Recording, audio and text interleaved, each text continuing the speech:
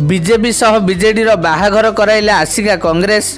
गंजाम जिला आसिका कांग्रेस पक्षर झगड़े गुंफा निकट में बीजेपी सह बीजेडी बाहाघर को हिंदू रीतिनीति अनुसार संपन्न करा जायछि।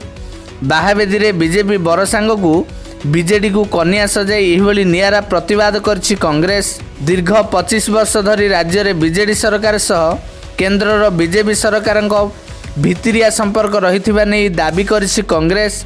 उभयंग भितरे लिव इन रिलेशन रही कही आज अखिल भारत कांग्रेस कमिटीर चूड़ांत निष्पत्ति क्रमे एवं ओडिशा पीसीसी पक्षरु निर्देश क्रमे बीजेपी और बीजेडी चोरा विरोधी संपर्क को लोकालोचन को आने झगड़े गुंफाटे कांग्रेस पक्षरु विवाह कार्य आयोजन करा जायथिला।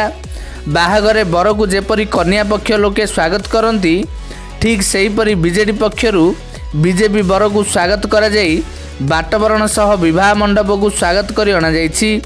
ब्राह्मण द्वारा मंत्र पाठ करी उभयंक हाथ गंठी पकाई अग्नि को साक्षी रखी उभयंक बाहाघर संपन्न करा जायथिला। तेणे राज्य राजनीति रे उभय परस्पर को विरोध करथिले मध्य केंद्र में बीजेपी और बीजेडी मध्य भितरिया संपर्क रही कांग्रेस दाबी करिछि।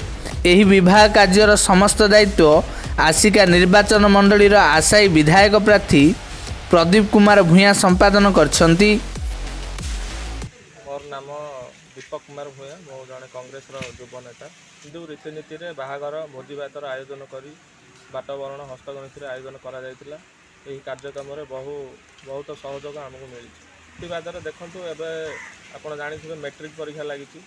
मैट्रिक परीक्षा 18 वर्ष निम्न शिशु मन देउछन परीक्षा से भी एमाने मिशन शक्ति प्रचार करी राजनीतिक फायदा ने चाहते। जो मैंने अबोध शिशु मैट्रिक परीक्षा देउछंती सेमानंको एई राजनीतिक प्रसंग को आना जाउछि। ताहार प्रतिवाद आमर एई छोटिया कार्यक्रम।